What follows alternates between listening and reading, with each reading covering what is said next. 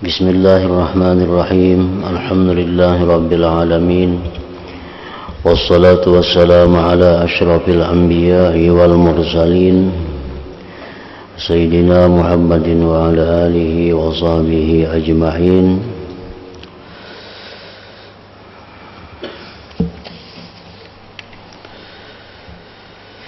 Ingatlah wahai orang yang hendak beramal.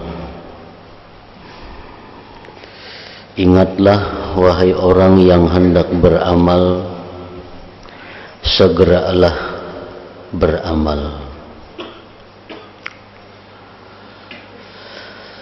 Segeralah beramal. Orang yang berniat tekun beribadah, hendaklah cepat-cepat memeras kemampuannya untuk mencapai kedudukan yang agung ini.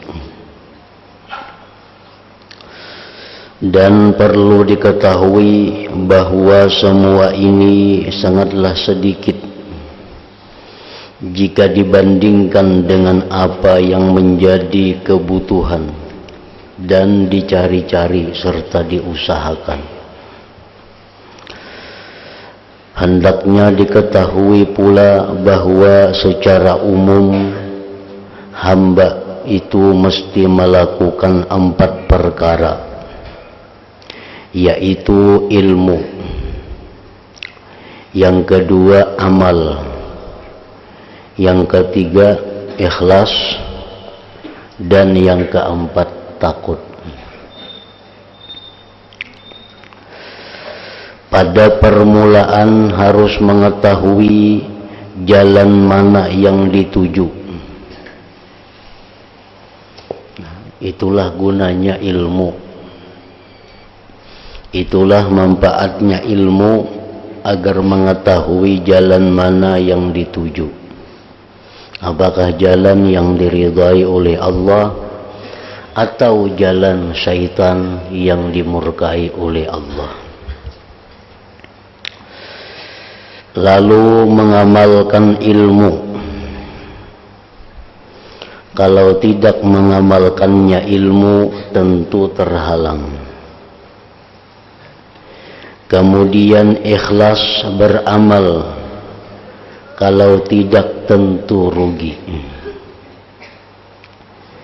Selanjutnya tidak boleh berhenti takut dari penyakit-penyakit, afat ilmu, cacat-cacat amal, dan afat penyakit-penyakit ikhlas, sehingga merasa aman jika tidak.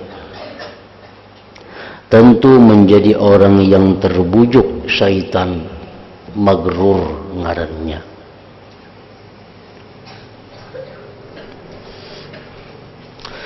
Benar sekali Zunnun ketika berkata, semua makhluk manusia ini mati. Artinya kadada bermanfaat.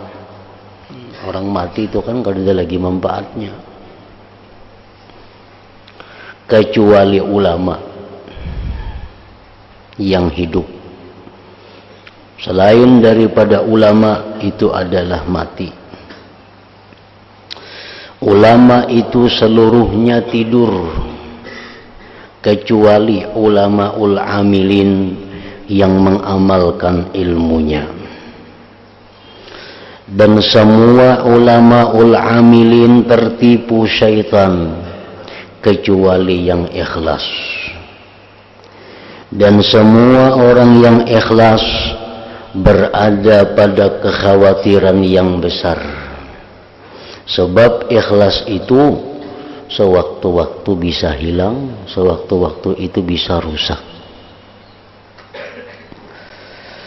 Nah, sangat mengherankan adalah 4 perkara ini. 1. Orang yang berakal tetapi tidak alim, artinya tidak mengetahui hukum-hukum Allah. Orang semacam ini apakah tidak menaruh perhatian untuk mengetahui apa yang berada di hadapannya? Apakah ia tidak merasa perlu mengetahui apa yang akan dilihatnya sesudah mati? Dengan memikirkan dalil-dalil, suri teladan, mendengarkan ayat-ayat Allah dan ancaman-ancamannya.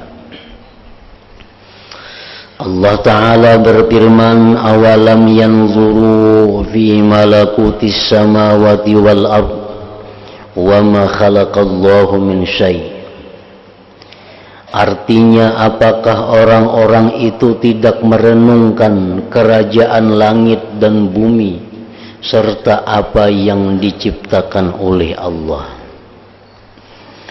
Dan firman Allah Ta'ala, ala yazunnu ulaika annahum mab'uthun liyaumin azim.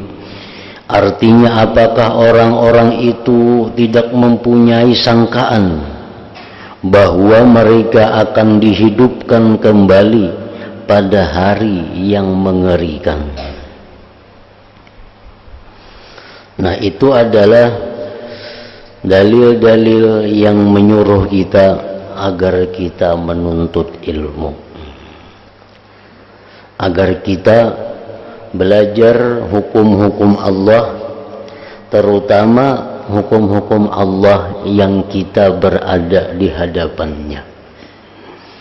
Hukum Allah itu sangat banyak dan kita kada diwajibkan untuk mempelajari keseluruhnya.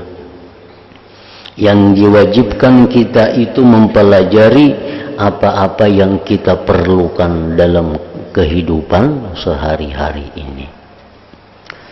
Contohnya, orang yang tidak punya harta itu kada diwajibkan dia belajar mengenai tentang zakat. Orang yang tidak akan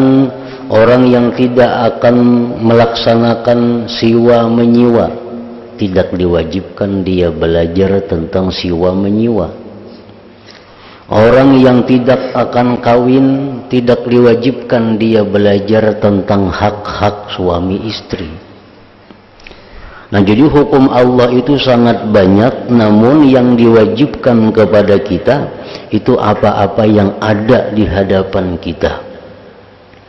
Orang yang tidak berdagang, dia tidak wajib belajar ilmu agama tentang berdagang. Orang yang tidak akan naik haji tidak wajib belajar tentang manasik haji. Nah, jadi ilmu walaupun banyak, tapi yang ditujukan kepada seseorang itu hanya sedikit. Oleh karena itu sangat heran apabila ada orang yang tidak mengetahui tentang hukum yang ada di hadapannya, padahal itu kada banyak. Yang kedua, yang dalam keheranan tadi adalah orang alim yang tidak mengamalkan ilmunya.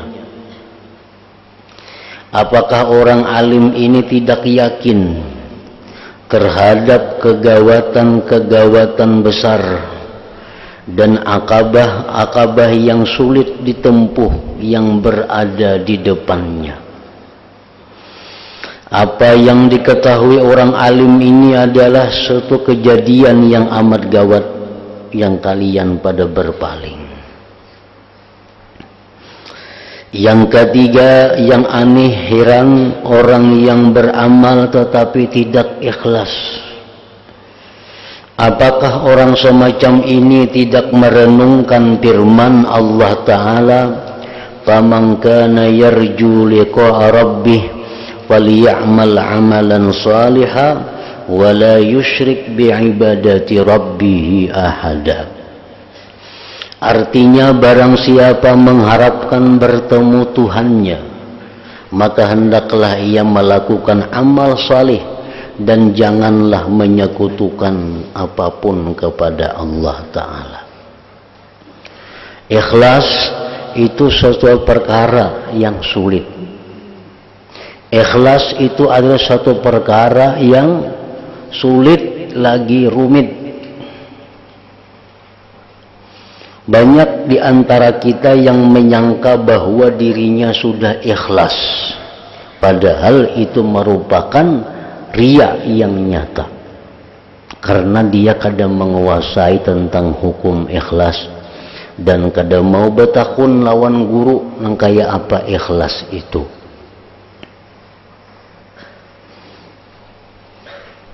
Banyak demikian terjadi, merasa bahwa dirinya itu ikhlas. Nah, merasa ikhlas. Didengar pemandirannya, didengar tutur katanya, kayak ikhlas perasaannya. Padahal itu satu kenyataan, sesuatu yang riya.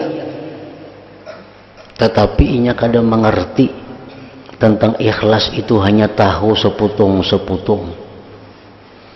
Nah, oleh karena itu kewajiban bagi setiap orang agar bertindak itu dengan ilmu. Dengan ilmu. Apabila kada jelas, betakun. Betakun.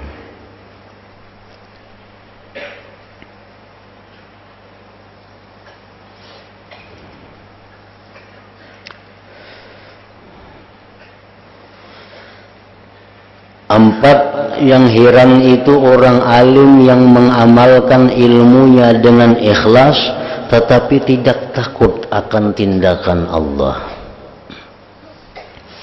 Apakah orang ini tidak memikirkan tindakan Allah terhadap para hamba pilihannya dan para kekasihnya serta orang-orang yang melayaninya, yang menunjukkan dengan mapan antara Allah dan makhluknya, hingga Allah berfirman kepada makhluknya yang paling mulia, Nabi Muhammad sallallahu alaihi wasallam, "Walaqad uhiya ilaika wa ilal ladzina min qablik." Artinya benar-benar Allah telah mewahyukan kepadamu dan kepada orang-orang sebelummu. Dan sebagiannya sampai-sampai diceritakan bahwa Rasulullah sallallahu alaihi wasallam bersabda, "Syayyabatni Hudun wa akhawatuha." Artinya yang membuat beruban adalah surah Hud dan sebangsanya. Surah Hud itu banyak cerita-cerita tentang bagaimana kutukan Allah kepada suatu bangsa. Surah Hud itu banyak menceritakan bagaimana orang-orang yang terperdaya. Nah, Nabi kita membaca surat Hud itu takut sampai-sampai sidin beruban. Nah, karena merenungi kandungan yang ada di dalam surat Hud dalam Al-Quran itu.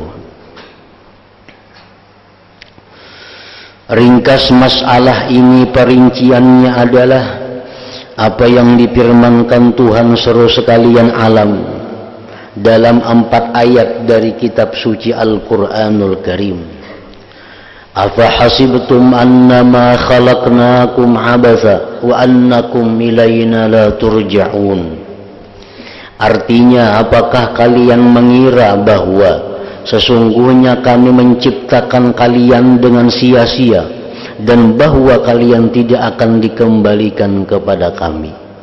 Apakah macam itukah mengira bahwa manusia ini diciptakan sebagai yang sia-sia? Manusia ini kada akan dikembalikan kepada Tuhan? Jangan disangka demikian.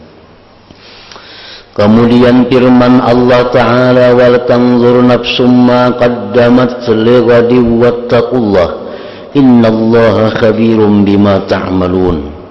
Artinya, dan hendaklah orang melihat apa yang diajukan untuk hari esok dan bertakwalah kalian kepada Allah. Maksudnya hari esok itu hari kiamat, hari sesudah kematian. Apa yang disiapkan untuk itu? Sungguh Allah waspada terhadap apa yang kalian perbuat. Dan firman Allah Azza wa Jalla, "Walladzina jahadu fina lanahdiyannahum subulana." Artinya orang-orang yang bersungguh-sungguh dalam mencari keridhaanku, pasti aku tunjukkan mereka jalan menuju keridhaanku itu. Siapapun yang hendak jadi orang baik, Allah pasti menolongnya menjadi orang yang baik. Itu Allah berjanji di dalam Quran. Asal bersungguh-sungguh hendak jadi orang baik, Allah pasti menolong. Bersungguh-sungguh hendak jadi orang yang tobat, Allah pasti menolong. Nang Allah kada menolong tu nang setengah-setengah. Asa hendak asa kada, asa hendak asa kada, nah itu kada ditolong Tuhan. Amunnya bujur-bujur ditolong Tuhan. Jangan hendak mengingun, jangan hendak memelihara kesalahan yang sudah nyata salah dengan harapan kaina memperbaiki. Nah ini contoh orang yang ditipu oleh syaitan. Tahu pada diri salah, tahu pada diri luput, cuma kada hendak merubah diri ditulusakan. Kalau kukaina bebaik hadiri, nah itu tipu daya syaitan. Rubah dengan sungguh-sungguh, Allah pasti menolong, Allah pasti memberikan jalan untuk itu. Ada dua penyakit yang umumnya melanda orang-orang awam. Satu, merasa bujur padahal kada bujur. Banyak itu. Asalnya asa ikhlas padahal kada. Asalnya asa baik inya padahal kada. Nah ini sulit. Asalnya itu perkiraannya, sangkaannya, tingkah lakunya selama ini tuh bujur, hatinya selama ini baik, padahal banyak kada tahu. Padahal apa nang keadaan yang inya alami itu sangat salah. Banyak itu yang terjadi. Ini umumnya melanda bagi orang yang setengah-setengah mengaji, setengah-setengah menuntut ilmu. Perasaannya kayak ini asa bujur, perasaannya kayak ini asa sembahyang asa khusyuk, perasaannya beribadah kayak ini asa hadir hati, perasaannya nang kayak ini asa baik. Belinya hendak apa nang di cita-citanya takabul, asalnya itu tanda disayangi Tuhan. Nah ini perkiraan-perkiraan nang luput dari manusia nang awam nih, nang berisi ilmu cuma seputong-seputong. Hidupnya merasa nyaman, rezekinya merasa luas, apa nang dikehendakinya bina kabul, orang bina sayangan lawan inya. Dikiranya dirinya sudah baik, luput. Samuan itu bukan tanda baiknya diri. Rezeki luas, umpamanya awaknya sihat, orang katujuan lawan inya, itu bukan tanda dirinya baik, bukan. Itu barangkali tipuan syaitan lawan inya. Nah itu yang banyak mencelakakan manusia. Yang kedua, orang yang mengaji juga setengah-setengah mengaji, merasa dirinya ini kada baik, memang kada baik. Merasa dirinya ini kada baik karena masih ada berdusta umpamanya, atau masih suka nyambati orang, atau masih ada berusaha nang jalan haram, lalu merasa dirinya ini kada baik.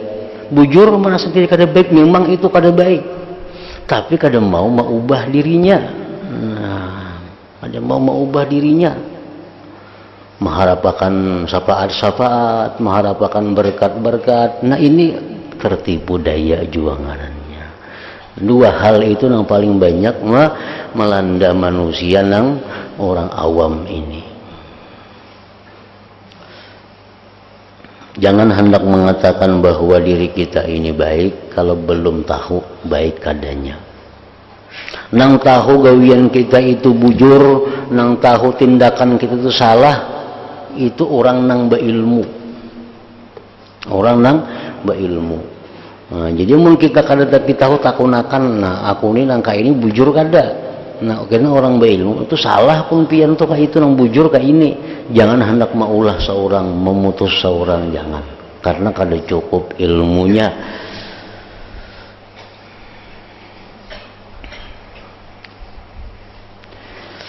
Wa man jahada fa innama yujahidu li nafsihi innallaha la ghaniyyun 'anil 'alamin. Artinya barang siapa memerangi nafsunya, maka sebenarnya ia berperang untuk dirinya sendiri. Sungguh Allah Ta'ala maha kaya, tidak perlu dari seluruh alam. Orang yang bersusah payah memperbaiki dirinya, hasilnya untuk dirinya juga, bukan untuk Allah. Allah maha kaya. Abang kita berhimat, bersungguh nuntut ilmu sehingga menjadi alim. Sagan siapa nang nyamannya, sagan inya juga.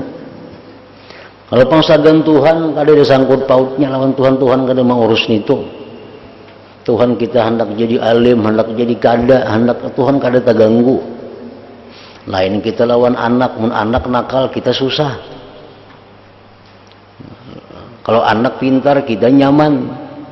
Kalau anak jaya kita umpat jaya. Kalau anak melarat kita umpat melarat. Itu manusia. Kalau Allah Ta'ala ini kita hendak taat, kita hendak maksiat, kita hendak jadi orang. Tuhan kada ada sangkut paut, Tuhan kada tergantung lawan kita ini.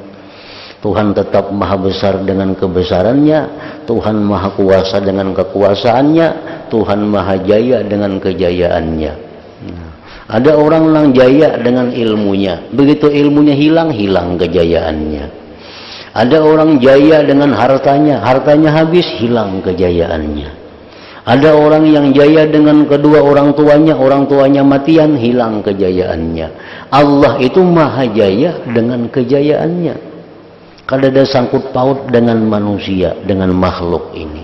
Nah, jadi kita bersungguh beribadah, kita bujur-bujur sagan kita. Allah maha kaya daripada seluruh alam ini.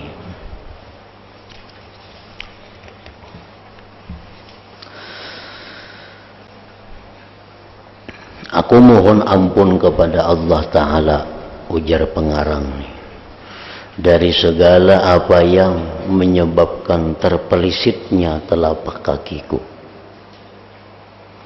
atau menjadikan melampau batas pinahku. Dalam mengarang kitab ini Sidin mungkin ada terpelisit, mungkin ada melampau batas. Nah, Sidin minta ampun kepada Allah.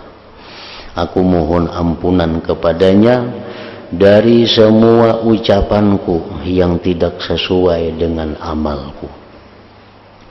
Aku minta ampun dari semua ucapanku yang tidak sesuai dengan amalku.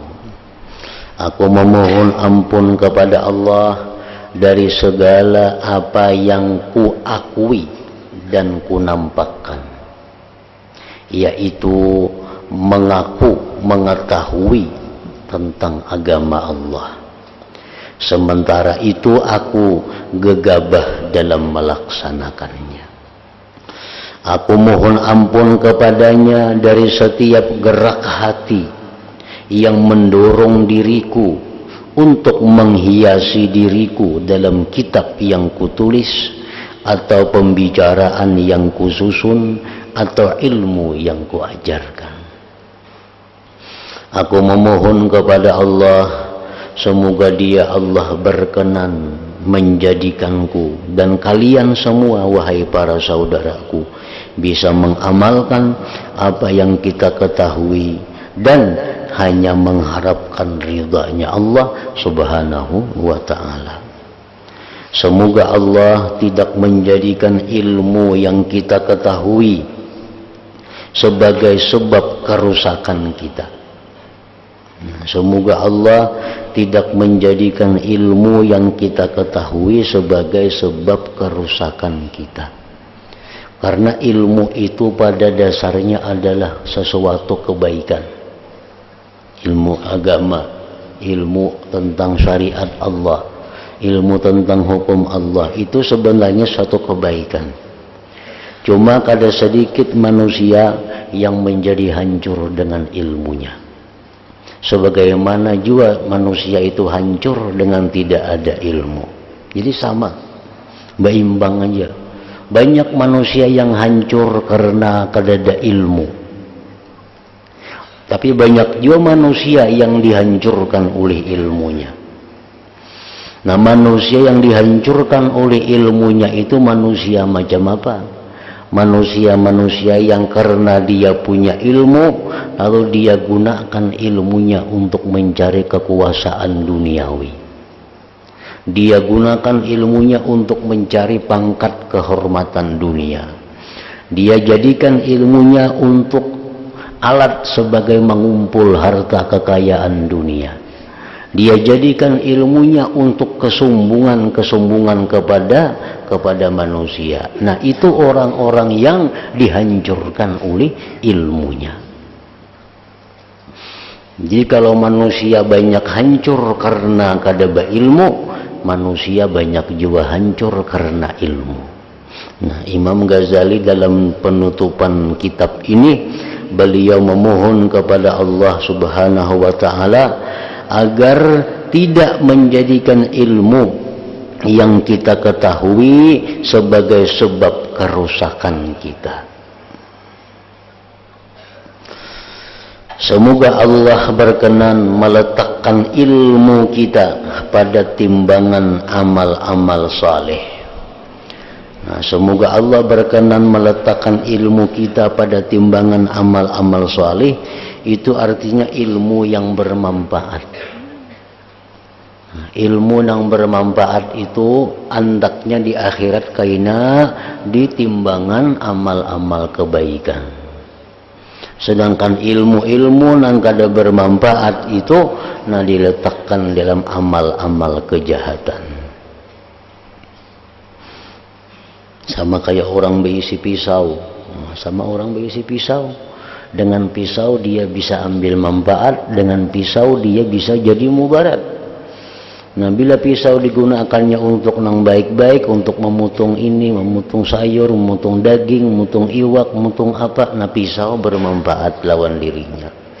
Tapi bila pisau digunakannya untuk mencucuk orang lain, melukai orang lain, itu pisau jadi mudarat lawan inya. Pisaunya sama, pisau itu juga.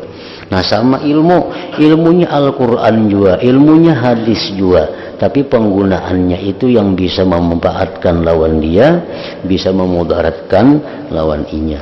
Ilmu yang bermanfaat jatuhnya kepada timbangan amal saleh.